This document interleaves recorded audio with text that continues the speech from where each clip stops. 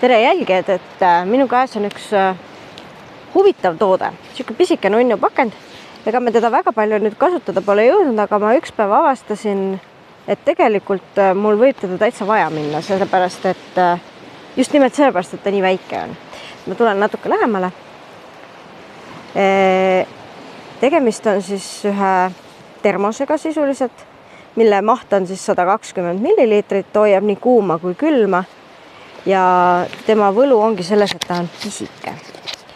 Et kui me käisime siin üks päev loomaaias, siis ma sain oma veepudeli tegelikult panna endale kaasa püksitaskusse.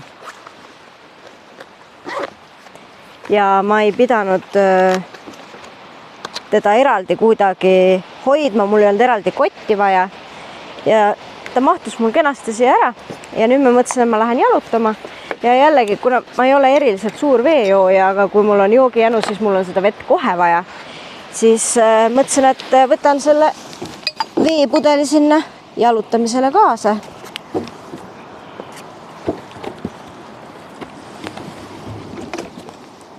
Et iseenesest on nagu täiesti harilik termos, siuke seest on ta nagu ilmselt roostevabast terasest. Pealt on ilus siuke matt must.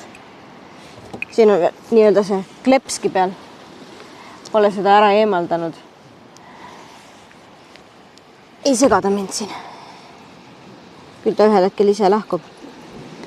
Aga siia läheb 120 milliliitrit siis kuuma või külma vedelikku. Selline kork on tal. Panen korgi peale. Ja minul mahub ta kenasti püksitaskusse.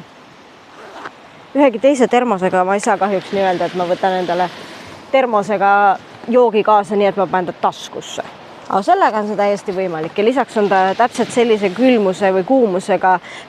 Ma ei ole katsetanud kui kaua, aga igal juhul sellise lühemate trippidega ta täiesti püsib.